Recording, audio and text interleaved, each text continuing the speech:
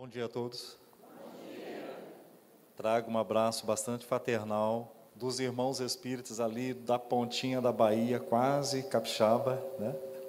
O dia que os senhores forem lá no nosso grupo, na cidade, como eu tenho amigos aqui que a gente estava conversando, eles têm amigos por ali, o dia que forem lá em Tabatã, Mucuri, nos visitem, será um prazer tê-los lá conosco também, num momento agradável, eu espero, como está sendo para mim aqui nessa manhã, tá certo?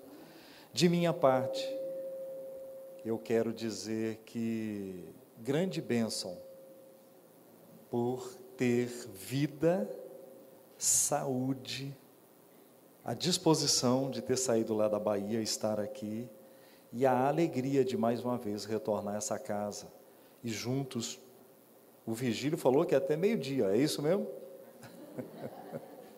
Uma horinha, nós podemos conviver e discutirmos aqui alguns temas que nós esperamos que seja luz, seja consolo para os companheiros no decurso desse 2019, tá certo? Eu digo 2019, que eu já falei para vocês que eu sou contador, né? Eu tenho a mania de balanço e estamos no prazo vigente, janeiro a abril. Quem tem empresa, quem é contador sabe disso, né? Então, nós estamos em período de balanço e eu venho trazer a ideia de um balancinho também para os senhores nesse comecinho de ano, tá certo? Nós acreditamos que todos que estão aqui presentes, todos aqui estão porque acreditam em algo. Eu venho fazer esse acreditar que muitos conscientes e muitos inconscientes, infelizmente ainda, se prontificam algumas atividades, como por exemplo essa, né? Eu vou dizer algumas atividades que está tendo exatamente nesse momento, que de repente era mais interessante. Aí a pergunta é, por que nós decidimos por aqui? A nossa cama não estava legal? Estava ou não estava? Domingo, a gente cansado do trabalho, não é assim? A praia aqui pertinho, não é assim? Era mais agradável também. O clube, né, para quem vinha com a mente acelerada, né, o final de semana, o domingo, um clube, tudo parecia mais agradável. Agora, por que nós decidimos estar aqui e fazer algumas renúncias pessoais? É porque nós, como eu estava dizendo, uns consciente, outros inconscientemente, acreditam em algo. E é sobre acreditar que nós vamos caminhar daqui até meio-dia. Porque acreditar é algo fácil, é algo simples. Quando nós levantamos de manhã e nos propomos a ir lá no banheiro, fazer aquela asepsia, olhar no espelho, pentear o cabelo, escovar os dentes, tomar um banho, colocar uma roupa bonita, colocar um perfume, isso é porque nós acreditamos em alguma coisa, né? Nós acreditamos que o dia vai ser bom, vai ser ativo, e nós se prontificamos para isso. Quando nós levantamos de manhã e temos essa tarefa aparentemente simples, pelo acreditar, porque, pasme os senhores, tem pessoas que não fazem isso. Tem pessoas que levantam de manhã, não tem vontade nem de levantar. O quê? Tem. Então a gente deve dar graças a Deus de ter esse ânimo, ir lá para o banheiro, e fazer essa atividade, porque vai decorrendo outras coisas, por acreditar.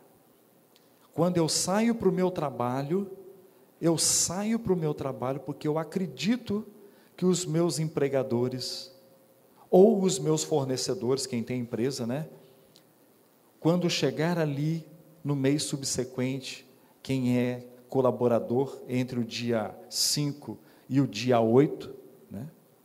Está prevista ali uma remuneração pelo nosso desafio durante o mês de termos levantado de manhã e termos chegado até o nosso trabalho. Então nós acreditamos que no período tal estará lá a recompensa dessa atividade, né? Aí nós tiramos férias e acreditamos que aquelas férias, aquela viagem que a gente vai fazer, ou para a praia, ou para a casa de um parente, né?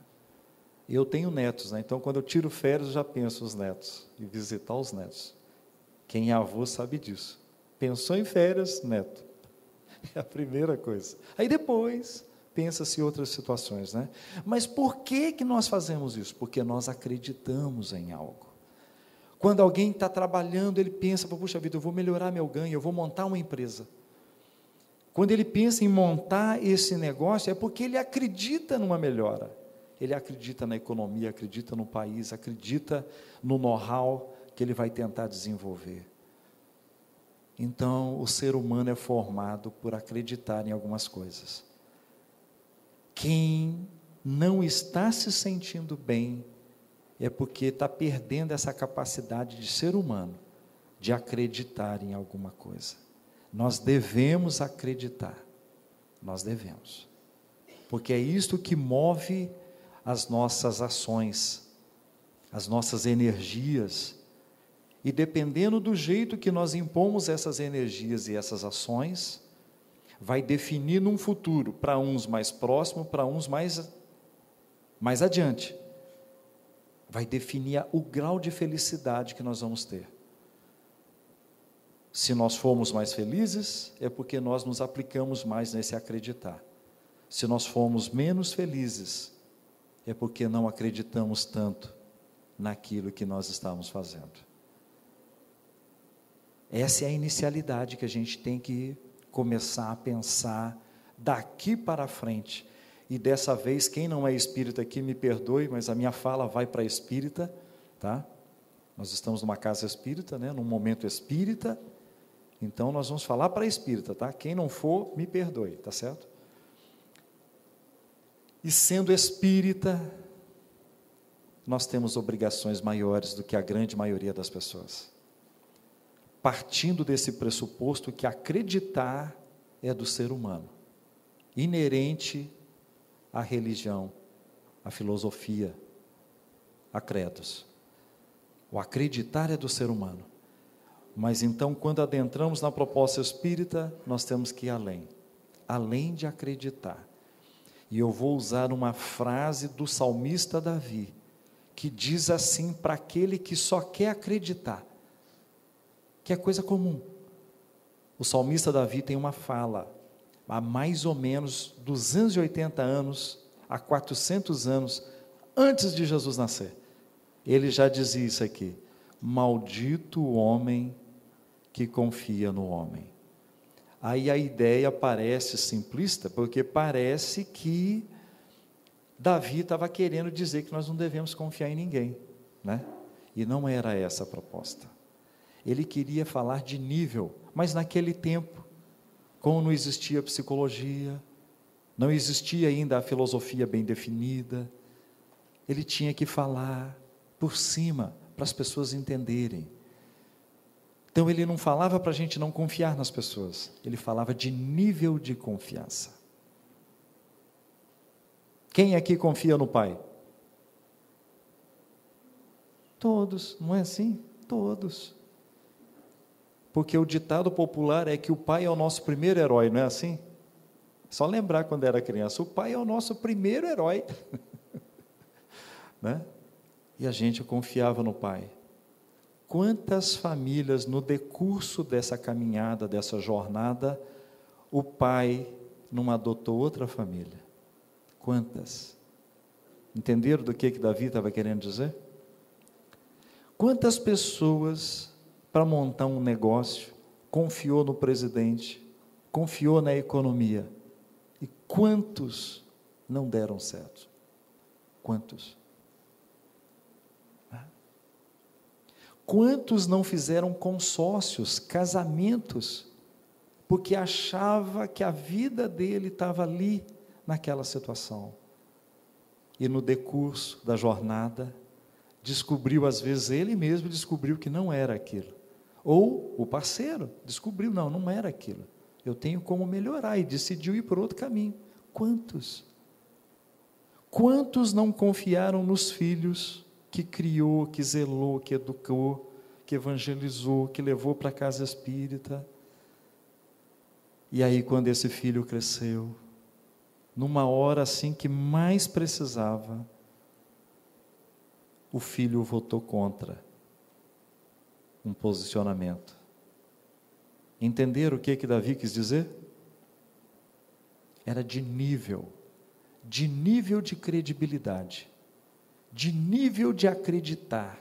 Era isso que Davi quis dizer muito antes de Jesus estar aqui na terra. E Joana de Ângeles, de uma forma assim espetacular, ela consegue pegar numa obra maravilhosa, e no capítulo 15, ela consegue trabalhar isso de uma forma mais simples para nós. E eu vou tentar simplificar mais ainda, para ficar bem nós, bem de amigo para amigos, tá certo? Joana de Ângeles, então, na obra Joana de Ângeles responde. Emmanuel não respondeu questões? Livro Consolador, quem já leu o Livro Consolador? Sabe lá, né, que Emmanuel responde questões, não é assim? Nessa obra, Joana de Ângeles é quem responde. E nesse capítulo 15, ela vai trabalhar bem esse assunto que nós estamos inicializando. Que o acreditar é o início de algo que nós devemos ter. E ela fala o que nós devemos atingir lá na frente, que é a fé. Porque acreditar é um início. Pode até se confundir, acreditar com fé, mas acreditar é um início de uma proposta. Fé está lá na frente, segundo Joana de Ângeles, que também comunga a ideia de Davi, 280 a 400 anos antes de Jesus.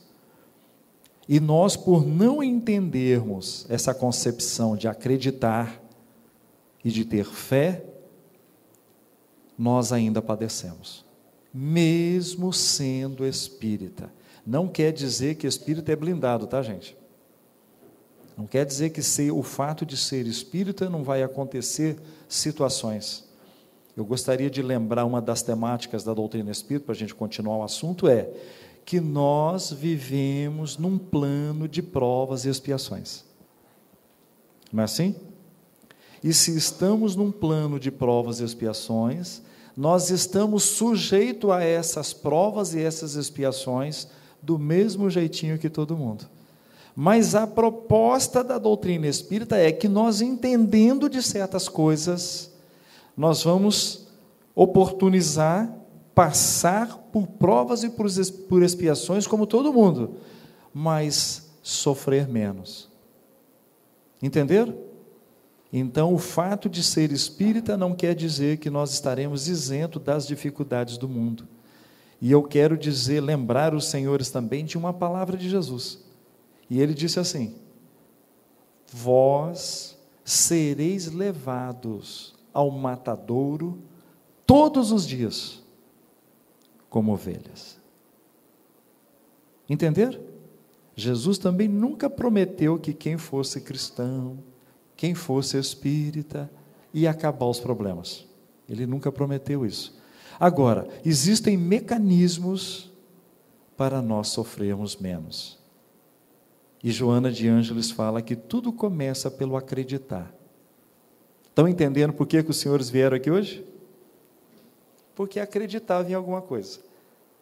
Alguns ainda estavam inconscientes, mas a partir desse momento vão começar a tomar consciência desse acreditar, e eu quero acreditar que vão sair por aquela porta bem melhor do que quando nós entramos. Tá certo? Bom, que história que é essa então de Joana de Ângeles falar que o acreditar e a fé é quase a mesma coisa, porém são estágios diferentes.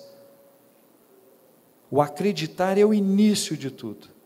A fé é o que nós devemos ter. E o que significa nós termos fé no ano de 2019? Nós vamos lembrar novamente a palavra de Jesus. Ele disse assim: aquele que tiver a fé do tamanho de um grão de mostarda, vai dizer a essa montanha: salta daqui para ali, e a montanha vai obedecer. Entenderam a importância da fé? Entenderam? É isso daí.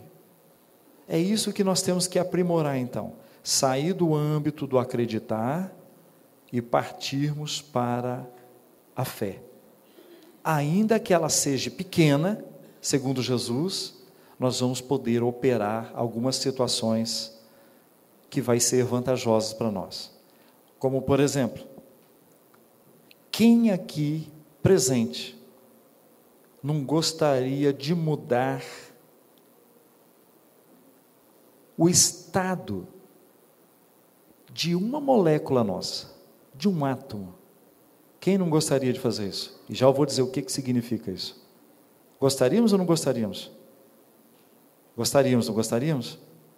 Você chegar num médico, o médico te dá lá o laudo. Você está com câncer. Lógico que eles falam uma palavrinha mais bonita, né? Você está com metástase positiva. O que é isso?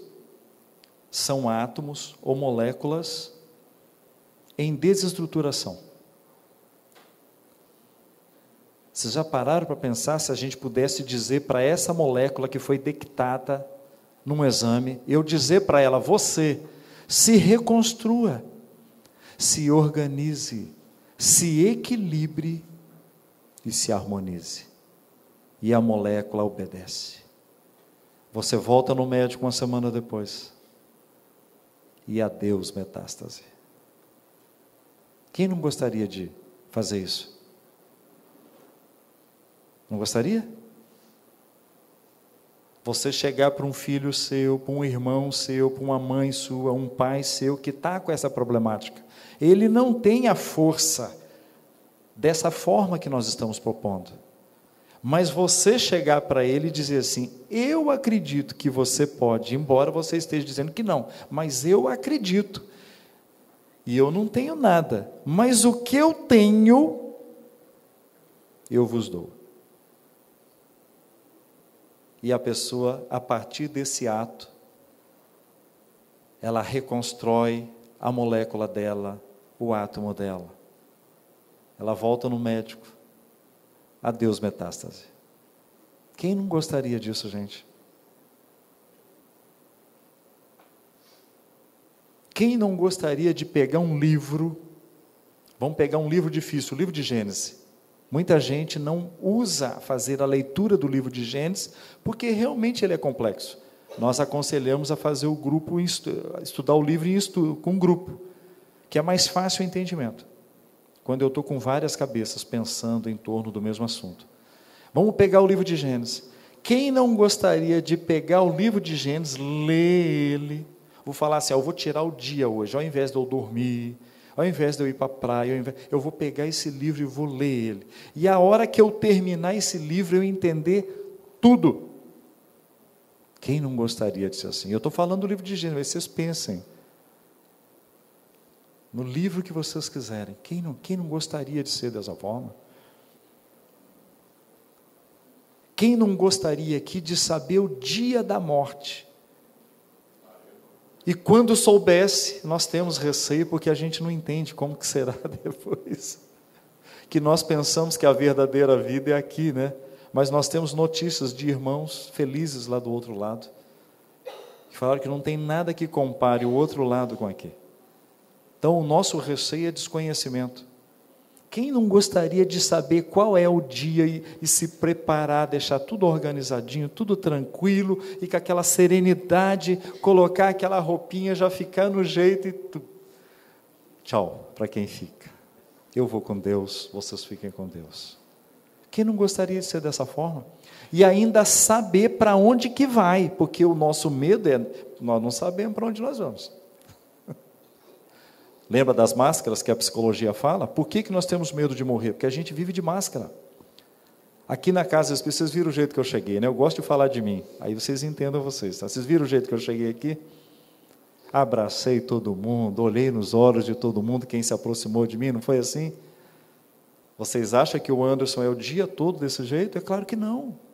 É uma máscara que a gente vive.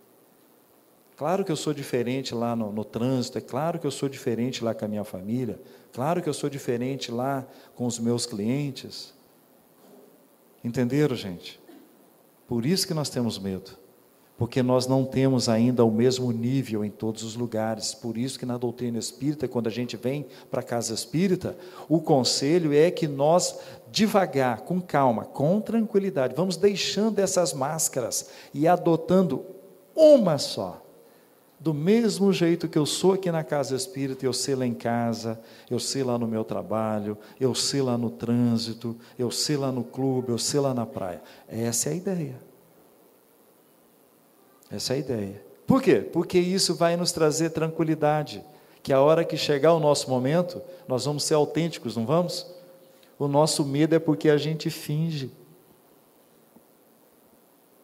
Esse é o nosso medo, esse é o nosso receio. Mas quem não gostaria de saber até o lugar para onde vai?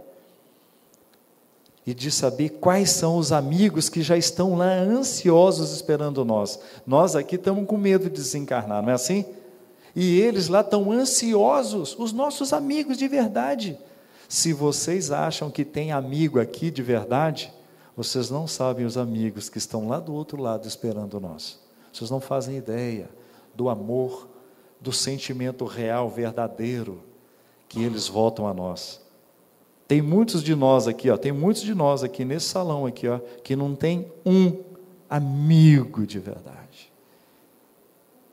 Mas lá no plano, não desanime não. Isso aí foi a prova que você escolheu. Isso aí foi a expiação que você escolheu, com base nas suas múltiplas vidas e suas ações e seu livre-arbítrio, você chegou nessa condição. Mas eu quero dizer que você não desanime, porque lá no plano espiritual, os nossos verdadeiros amigos estão lá. E muitas das vezes não são aqueles que já desencarnaram, os nossos parentes, nosso avô, nossa avó, nossa mãe, nosso pai. Às vezes não são esses, são outros que nós não lembramos. Mas tem almas queridas lá, que zelam por nós, queridas. E como seria gostoso se a gente tivesse essa certeza, a nossa vida aqui seria diferente, nós seríamos mais desmaterializados, nós seríamos mais espiritualizados, e a vida seria melhor, e seria mais feliz. Mas vamos continuar com Joana de Ângeles. Então Joana de Ângeles fala que do acreditar à fé tem diferença, e o ideal é que nós tenhamos a fé, e a grande maioria de nós hoje, no ano de 2019, vai dizer, mas eu tenho fé, eu sou espírita, eu acredito na reencarnação, na pluralidade das existências, na transcendência da alma, na imortalidade da alma. Sim, a maioria de nós, isso já são tópicos, já são princípios de bases, que fundamenta a nossa filosofia de vida, e só da gente olhar para a pessoa, a gente já percebe que ele tem uma filosofia diferente, mais firme, mais espiritualizada. Agora, como que nós devemos melhorar isso? Essa é a pergunta que Joana de Ângeles torna lá para nós, nesse capítulo desse livro. Como? E ela dá uma resposta. A resposta poderia ser diferente de Jesus ou diferente da doutrina espírita? Poderia? Não poderia. A resposta Jesus já deu e a doutrina espírita já trabalhou com nós, é que nós não prestamos atenção. Nós não prestamos atenção. Evangelho segundo o Espiritismo, capítulo 19, item 7. Quem lembra o que é o capítulo 19, pelo menos?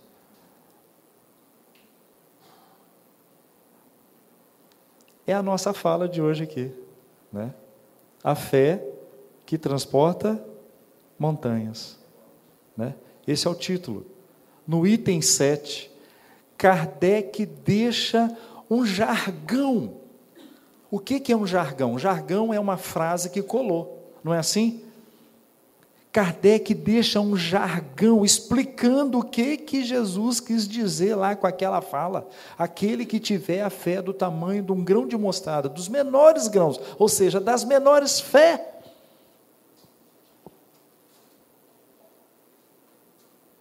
Ele vai transportar montanhas. Kardec está explicando lá nesse item 7. Óbvio, pela instrução dos Espíritos, né, gente? E lá então ele deixa um jargão. o jargão para nós que a gente tem que refletir a nossa vida toda, daqui para frente, é esse aqui, ó.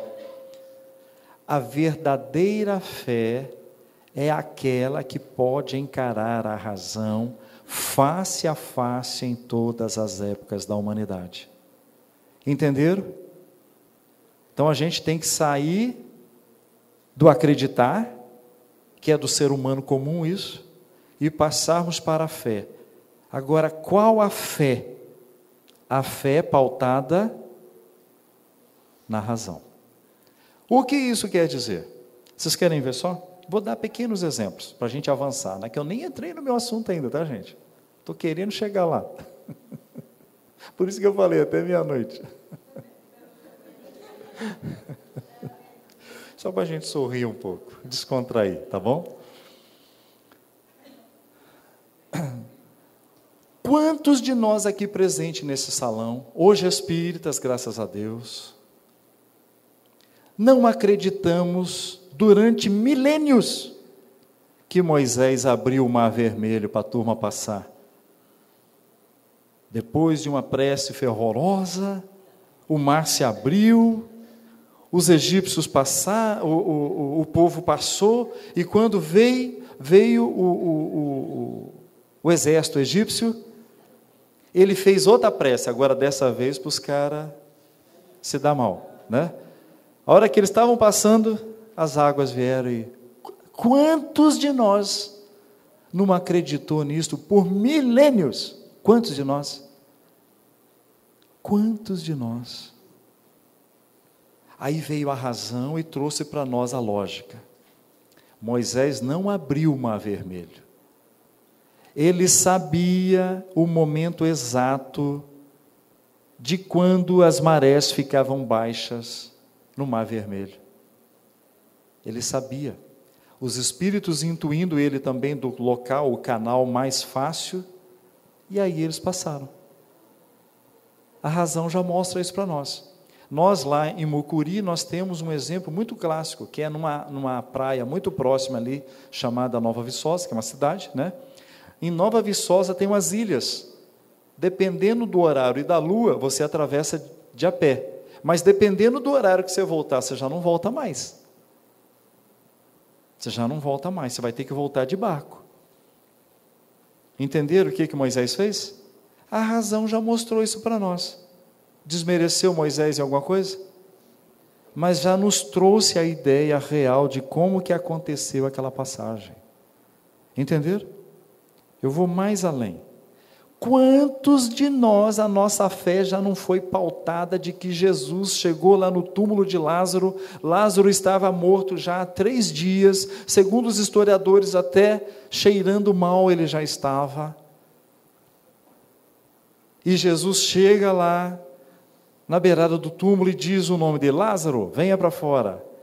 Aí eu fico imaginando, para Lázaro, nesse contexto, ter escutado a voz de Jesus e ter vindo para fora, ele estava no paraíso, não estava?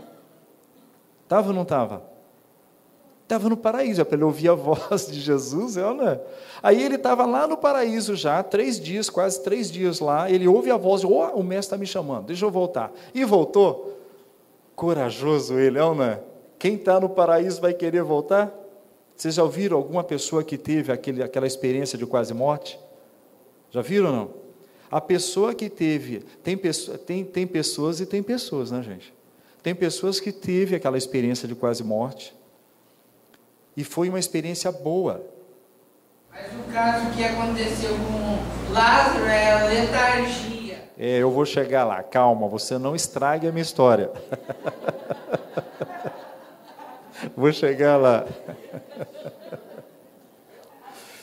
O que acontece com algumas pessoas que têm essa experiência de quase morte, é que ela tem uma experiência sofrível, nós já imaginamos para onde que ele vai, é ou não é?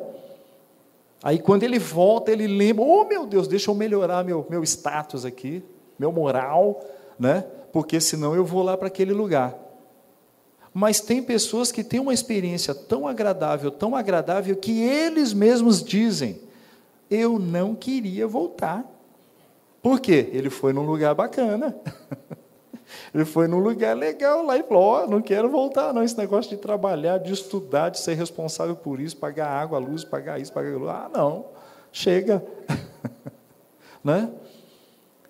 Então, Lázaro, se estava num lugar desse bacana, a coragem dele foi ele ter vindo, né? Foi ele ter vindo. Porém, nós acreditamos nisso durante milênios, mas quando chegou a razão nos trouxe o que verdadeiramente aconteceu lá. Naquela época já era comum uma enfermidade que hoje para nós ela é bem regulamentada, que são as letargias e as catalepsias. Né? O que é uma letargia ou uma catalepsia? É uma fraqueza profunda, eu já tive parente com essa problemática. É uma fraqueza tão profunda, mas tão profunda que a pessoa parece que morreu mesmo. Um inapto ir lá medir o pulso dele, não vai achar pulso. O coração quase não se ouve bater. É isso que é letargia ou catalepsia, é uma fraqueza profunda. Houve muito casos de pessoas terem sido enterradas com essa problemática. Foi feito maus exames, né, de biópsia, e dão causa-mortes lá, e o cara vai, e alguém da família começa a ter sonhos e presságios, vão lá ver no caixão, o cara está de bruço, e todo arranhado o caixão, porque tentou sair para fora. Olha que interessante, nós temos muitos casos desses, já narrados na nossa história, tá certo? Então, o que aconteceu lá? Lázaro tinha uma letargia. Como que nós sabemos, como que nós descobrimos que uma pessoa está letárgica ou cataléptica e não morrida? Assim que fala para vaca, não é? Para boi. Como que a gente sabe diferenciar isso? Hoje, através de tecnologia, eletroencefalograma. Sabiam disso? Eletroencefalograma. Se fizer o eletroencefalograma, sabe se a pessoa está viva ou não. Que às vezes o coração está quase parado, pulso, sem funções orgânicas, mas com função cerebral. Então, a vida está lá ainda. Eu sei disso por causa do meu filho. O meu filho estava no acidente nosso, ele estava sem função orgânica, mas havia atividade cerebral. O que eles fizeram? Colocaram máquina, reativar o coração dele, mas daí ele não suportou. Então, eu sei desses pormenores todos, assim, na prática. Tá certo? Então, o que aconteceu lá com Lázaro? Letargia. Tinha eletroencefalograma naquela época lá? Tinha? Não tinha eletroencefalograma, mas tinha Jesus, com aquela capacidade de percepção energética, né? Jesus sabe diferenciar cada um de nós pela leitura da energia, porque cada um de nós tem uma identidade, não é o CPF nem o RG. A nossa identidade é a nossa vibração. E Jesus conhece cada um de nós por essa vibração. Acontece um negócio lá em tal lugar, não precisa vir fofocar para Jesus. Ah, foi fulano, não precisa. Ele sabe quem que foi o autor daquilo lá. Pela vibração. Estamos longe desse processo ainda, né? Mas a gente deveria treinar. Jesus é assim, nós não somos assim, mas a gente deveria estar treinando. Vou fazer uma pergunta para os senhores pensar, quero só que os senhores pensem. Os senhores já sentaram lá no local de trabalho de vocês e prestaram atenção na vibração do local de trabalho? Já fizeram isso? Aí depois sentaram na casa de vocês e perceberam a vibração da casa? E fizeram comparação? O trabalho e a casa? Tem muita gente que, se soubesse fazer essa leitura de vibrações, não faria tantas horas extras como está fazendo. Não faria. Ele está se envenenando e não está percebendo e acha que está ganhando dinheiro lá. Eu sou um desses. Eu já fiz essa leitura e eu não faço, minha esposa sabe disso. Domingo é domingo, sábado é sábado, feriado é feriado e férias é férias. Que eu já percebi a energia de lá e de casa, é melhor eu ficar aqui. Se eu quiser ser saudável, se eu quiser ter equilíbrio, se eu quiser ter harmonia. Vocês já viram a energia daqui da casa espírita? Experimente entrar, cumprimentar, é lógico, eu também gosto de cumprimentar, eu gosto de abraçar todo mundo, faça isso, mas a hora que você chegar naquele momento de sentar e ficar, sinta a vibração daqui da casa espírita e depois faça comparações. Compare lá com o seu local de trabalho, compare lá com a sua casa. Tem muita gente que não é trabalhador de uma casa espírita, tem muita gente que não frequenta mais, não é mais ativo na casa espírita, porque nunca fez essa comparação. O dia que fizer essa comparação, é como eu digo para uns amigos lá, vai querer trazer um colchãozinho e dormir aqui na casa, porque vai ver que tem muito mais qualidade vibracional. Mas um dia nós vamos chegar nesse ápice, de fazer essas leituras energéticas dos lugares da onde nós estamos, das pessoas, e vamos valorizar mais uns, e vamos trabalhar mais com outros, porque não é perceber e falar, você, nunca mais eu passo perto de você, oh meu Deus, mas é trabalhar mais. Quando eu sentir uma diferença energética, eu tenho que trabalhar mais com o companheiro, então eu tenho que conversar mais com ele, tenho que estar mais junto, entendeu? Eu tenho que me dedicar, passei a ser responsável, porque agora eu identifiquei que, energeticamente falando, ele tem um status, vamos dizer assim, menos feliz, é uma palavra de Honório, eu achava tão bacana isso, né? Menos feliz do que eu, então eu tenho mais compromisso com aquela pessoa. E aqueles que têm no mesmo nível do que eu e mais do que eu quero ficar perto delas, quero abraçar elas, quero cumprimentar, de vez em quando mandar uma mensagenzinha para ver um retorno. Não é bacana isso? Não é tão gostoso quando amigos se encontram, se abraçam e se sentem afinizados, né? Então esse é o processo. Jesus entendia bem disso, de vibrações. Chegou perto de Lázaro, quem é médium aqui sabe disso, a vibração de um encarnado, uma pessoa encarnada, e de um desencarnado é diferente. Por isso que nós temos alguns médiuns que vai em alguns velórios e eles falam, o cara está ali ainda. Ele está ali ainda. Vibração. Vibração não é coisa de outro mundo. São vibrações, são leituras que nós não sabemos ainda, mas devemos fazer. Uma coisa simples para a gente fazer leitura, a comida nossa, na nossa casa. Experimente num arroz, num feijão com bife, e depois experimente num dia que tem a lasanha. Experimente as vibrações, para vocês verem como que funciona, né? A gente precisa ir treinando em pequenas coisas, para a gente chegar naquele nível de Jesus, de saber se uma pessoa está encarnada ou está desencarnada. Ela está enferma ou ela está só se parecendo feliz? Entenderam? Nós vamos chegar um dia nisso, mas nós temos que ir treinando, não tem segredo, é treino. Por isso existe a doutrina espírita, para ir mostrando essas coisas para nós. Bom, então Jesus identificou, Lázaro estava com letargia.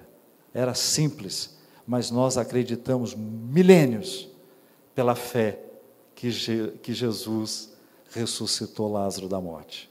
E pela doutrina espírita a gente sabe que não existe isso. Não existe.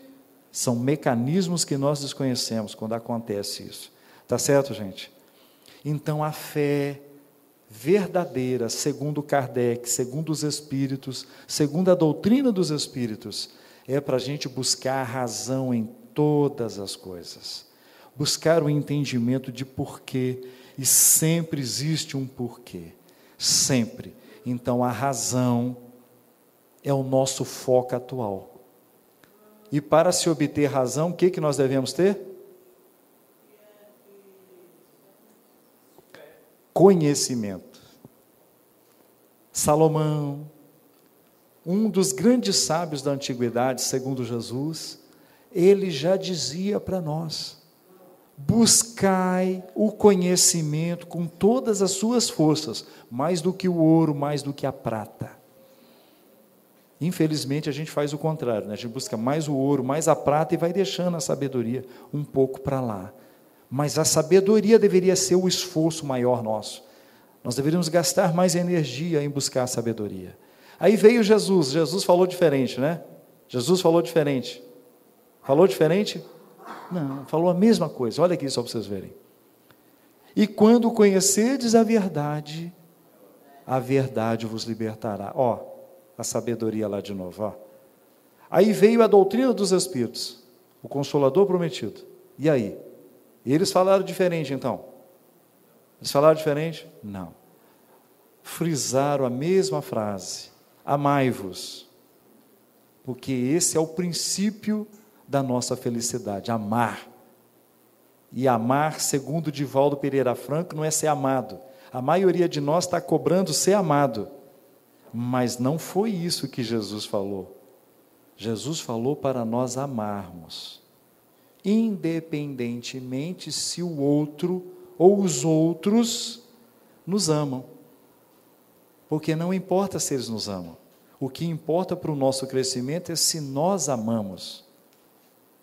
Então, amai-vos, espíritas, e espíritas, instruí-vos. Veio os espíritos de novo e pontuou da mesma forma, instrução. Então, fé, com razão, aumentar o nível de conhecimento. Já vocês vão entender no final por quê, tá certo? Mas o conhecimento, nós devemos bater nessa tecla mais e mais, tá certo? Porque existem algumas coisinhas básicas que tem que estar latente em nós pela razão, não mais pelo acreditar, pela razão. O que nós temos visto de companheiros falando mal do planeta Terra, parece até que eles querem sair para um outro mundo melhor, e que assim seja, não é? Que tem muitos mundos melhores do que o planeta Terra, mas a gente precisa, pela razão, descobrir ou redescobrir o planeta Terra, para voltarmos a amar a natureza que nos alberga, a mãe.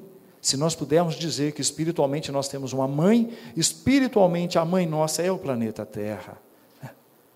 Irmão, já que não foi milagre que Jesus fez, você poderia esclarecer aqueles irmãos, né, que estão vindo pela primeira vez aqui, que acreditam que foi milagre, o que foi que Jesus então fez para que Lázaro pudesse, por favor? Faltou isso aí mesmo, tá certo? O que é a letargia? Não é a fraqueza profunda? O que Jesus fez? Sabia que era fraqueza profunda, ele deu energia. Ele doou energia. Quando ele disse assim, ó, Lázaro, venha para fora, ele impôs. E essa imposição fluídica de Jesus faz Lázaro, eu e vocês se levantar.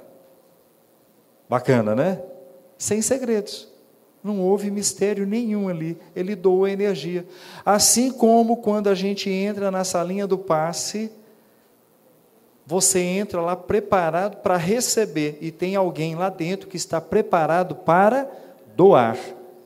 Aí há aquela conexão maravilhosa. Eu querendo receber, a pessoa querendo doar, e nós vamos levar a cota do nosso merecimento. Tá certo? Então, sem segredos. Tá joia? Beleza? Então, vamos voltar lá.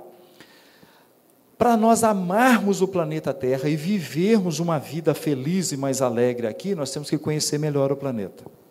E algumas coisinhas básicas que a gente passou batido lá na escola e nós não se atentamos para isso. Como, por exemplo, o planeta Terra tem perto de 4 bilhões de anos. Desses 4 bilhões de anos, não são todos esses tempos, esses anos, que existe ser humano aqui. Foi preciso 3 bilhões e meio de anos de preparação para que os filhos de Deus pudessem vir para cá, que somos nós, os seres humanos. Então houve 3 bilhões e meio de preparação, de evolução, de transformação, várias eras geolíticas, para chegar à condição de albergar o ser humano. A ciência fala que é em torno de 470 mil anos está aqui o ser humano habitando entre nós, contando lá dos neandertais até nós hoje, os homens civilizados. 470 mil anos, então, apenas desses 4 bilhões de anos que nós estamos aqui experienciando. Desses 70 mil anos, foi preciso 468 mil anos de preparação nossa, agora não é da Terra mais, foi nossa, no desenvolvimento do ser humano, para que a luz pudesse vir até nós. Jesus, com toda certeza, quando alguém falar, eu preciso de luz, pense em Jesus. Não tem outra maior. Pense nele. Porque foi preciso 468 mil anos depois que nós começamos a ter acesso a esse planeta belíssimo, que é o nosso educandário, para que Jesus tivesse condições de vir aqui. E quando ele veio aqui, quando ele aqui chegou, ele poderia ter sido rei, poderia ter sido príncipe, ele poderia ter sido general, poderia ter sido militar, poderia ter sido o que ele quisesse, não poderia? E foi um carpinteiro. O que será que, a mensagem que ele quis trazer para nós, poderia ser o que ele quisesse, tanto é que nós esperávamos a vinda dele, não era assim? Nós esperávamos há muito tempo a vinda do Messias. E como que nós esperávamos ele? Um rei, um príncipe, não é assim? Que cantava as canções? Um general, não era assim? O leão de guerra, um militar, né? Mas aí vem um carpinteiro, de uma família simplesinha, uma profissão simplesinha, e ele toca a vida dele nessa simplicidade toda. Qual é a mensagem que ele queria trazer para nós? Nós temos que pensar nisto. Ele queria, através desse exemplo, trazer uma mensagem. E enquanto nós refletimos acerca disto, eu gostaria de lembrar, para a gente finalizar, uma falinha dele. Isso está lá no livro de Mateus, no capítulo 6, do versículo 24 até o 29. É uma fala muito interessante que a gente costuma prestar pouca atenção nela.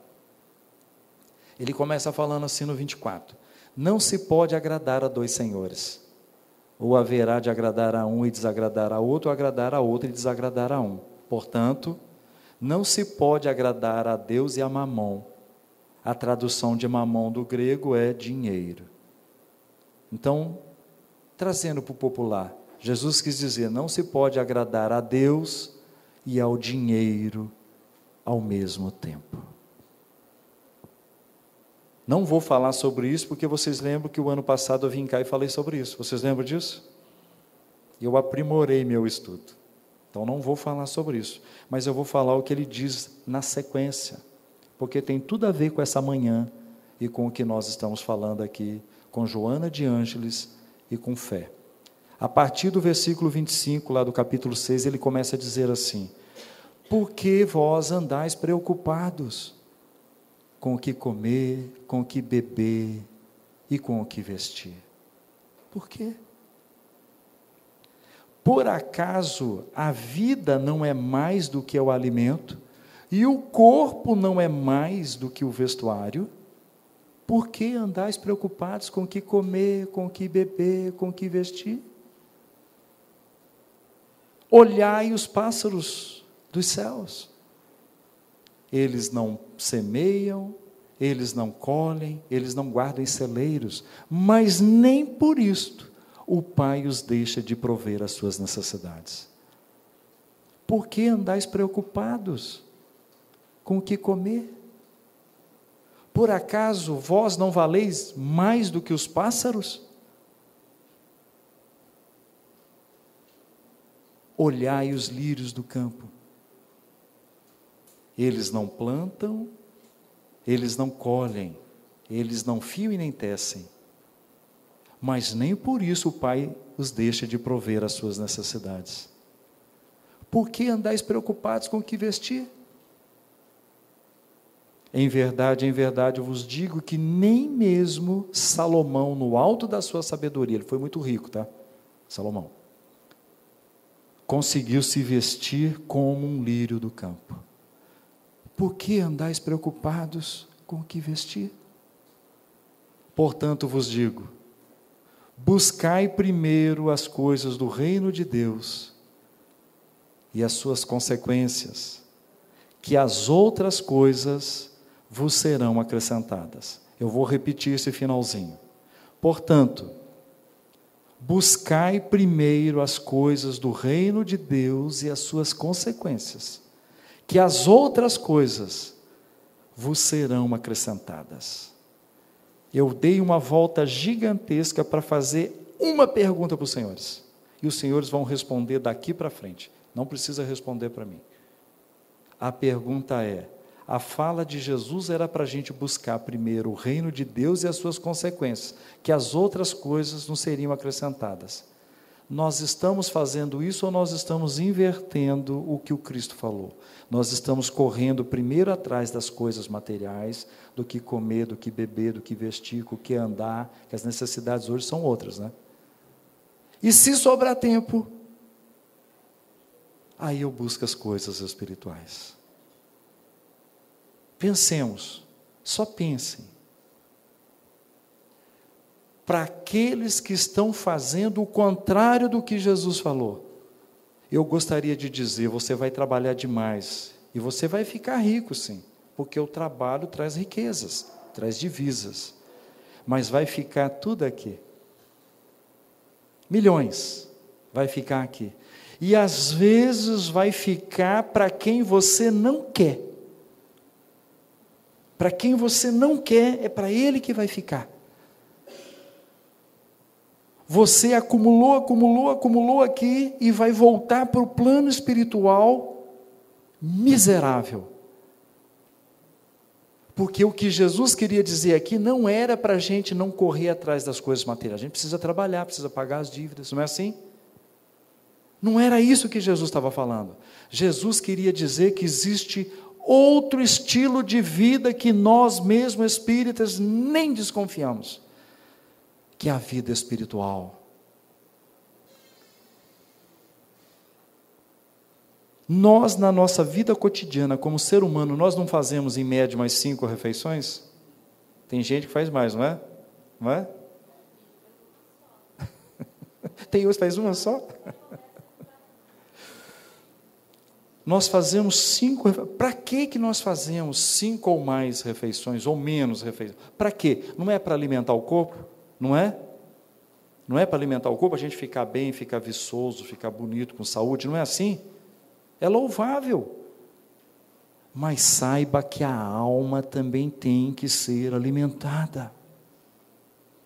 A doutrina espírita provou que nós temos o elemento espiritual no elemento material. Está provado isso. É fato para nós, é razão. Então, se eu alimento o corpo para ter vício, para ter vida, a minha alma para ter vida, para ter vício, ela também tem que ser alimentada. E a maioria de nós está correndo apenas a alimentar o corpo, é isso que Jesus falou. E estamos esquecendo de alimentar a alma. Aí nós vamos ver companheiros espíritas, companheiros bons, mas que estão padecendo e não sabem por que ainda. Porque não entenderam a fala do Cristo. A fala do Cristo ainda não ecoou na acústica da consciência.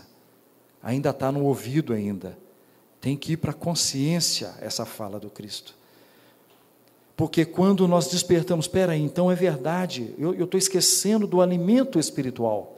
Aí vem a pergunta: o que é alimento espiritual? Que muita gente não sabe. E não é eu que vou dizer também. Eu posso apenas dar exemplos, para que os senhores passem a refletir nesse ano de 2019, e passem a alimentar as suas almas. Qual é a diferença da pessoa que tem alimento na alma e da pessoa que está fraca da alma? Às vezes é milionária, financeiramente falando, de peso, sobeja a altura, mas está fraco de alma. Qual é a diferença? A diferença é que aquele que está fraco de alma, ele tem que receber energia. E aquele que está forte de alma, ele tem a sua autossuficiência energética. Lembra daquela questão que eu falei do átomo, mudar o átomo, mudar a molécula? Lembra disso? ele tem aquela autossuficiência e consegue, inclusive, doar para terceiros. Eu não preciso nem pôr as mãos assim, ó. É só o fato de estarmos juntos aqui, ó. Nós já estamos em ato de doação e de recepção. Aquele que está fraco está recebendo e aquele que está forte está doando. O que a doutrina espírita quer é que nós aumentemos o número dos doadores. Porque o número no mundo de receptores, ou seja, aqueles que precisam receber, é gigante, porque ele não sabe que ele é fraco da alma. Às vezes tem milhões na conta bancária, mas é fraco de alma. Mas a doutrina espírita também não diz qual é o alimento espiritual para você em particular. Nós podemos dar ideia e você vai pensar daqui para frente. Tem pessoas que ser espiritual é orar mais, que assim seja. A única pergunta que eu vou dizer para esse que pensa que é a prece, apenas, se pergunte, qual é o tempo que você tira para orar? Já vocês vão entender. E qual é a energia que você coloca para isso? Você coloca a mesma energia para orar do que aquela que você vai para o prato de comida? Se é a mesma ou mais, louvado seja Deus, você está no caminho. Então orar é espiritualizar-se para você. Espiritualizar para outros, gente, é entrar em concentração e em meditação de tal forma que ele consegue se abstrair do corpo, emancipar-se e entrar em conexão com a paz universal. Espiritualizar para ele é isso, que assim seja. Aí o que eu pergunto para você, quando você faz isso, quanto tempo você faz isso? E qual a energia que você coloca nisso? Que se você vai para um prato de comida, se você vai para uma cama dormir com mais energia do que... ainda falta muito para você trabalhar. Tem pessoas que se espiritualizar é conhecimento, como a gente estava falando, a razão aqui. Então ele lê muito. Você lê muito, qual o tempo que você lê, qual a qualidade do que você lê, qual é a energia que você emprega para essas leituras. Lembrando que a pedagogia fala que o ato da sabedoria existem caminhos, existem níveis. Lembram disso? A pedagogia? Já falei isso aqui também na primeira expositiva. Conhecimento, reflexão, síntese. Então, aquele que achar que é ler, se espiritualizar, já está caminhando nesses caminhos, conhecimento, reflexão, já aprendeu a refletir em torno daquilo que lê, e já aprendeu a fazer síntese. Se você está fazendo isso, você está no caminho, isso é espiritualizar para você. Tem outros que acham que é evangelizar. Ótimo, que assim seja. Então, lá quando você está lá evangelizando as crianças ou os adultos, qual é o tempo que você faz isso e qual é a energia que você faz isso? Você tem a mesma felicidade em fazer isso do que ir para um prato de comida e ir para uma cama, por exemplo? Se é a mesma ou mais, você está no caminho, continue. Tem pessoas que acham que é ir lá no sopão, auxiliar aqueles companheiros menos felizes do que nós. Então ele faz comida, ele doa o tempo, ele doa o alimento, ele vai lá, ele distribui, ele organiza a fila, ele faz cadastramento, ótimo. Se você acha que isso é espiritualizar para você, que bom, pergunte-se qual é o tempo que você faz isso e qual é a energia que você impõe para isso. Entenderam, gente? Pensemos nisso agora para 2019, em sermos mais fortes espiritualmente, mais alimentados, mais robustos espiritualmente. Pensem, agora aquele que não souber o que é se espiritualizar e gostaria de novas propostas, novas ideias, se junte a outras pessoas aqui, nos grupos de estudo, não é assim? Que aqui você vai se descobrir. Eu me descobri num grupo de estudo. Estou contando para vocês uma história lá de 1990, eu me descobri num grupo de estudo. Num grupo de estudo o pessoal começou a observar a minha desenvoltura, já logo me deram uma tarefa, me deram outra, de contador de história do Evangelho, porque eu lia muito a Bíblia. Eu passei a fazer expositiva, foi um pulinho para fazer a transição, e em fazer as expositivas doutrinárias evangélico-espírita, eu consigo a minha realização. Então eu queria deixar aos senhores aqui um pequeno exemplo, com muita alegria, do que pode ser para os senhores a fortaleza espiritual. Jesus espera essa riqueza espiritual nossa. A espiritualidade superior espera esse fortalecimento e essa riqueza, esse enriquecimento espiritual nosso, para que nós possamos, primeiro, não dar trabalho para eles, né? E depois, auxiliar outros irmãos menos felizes do que nós. Que assim seja.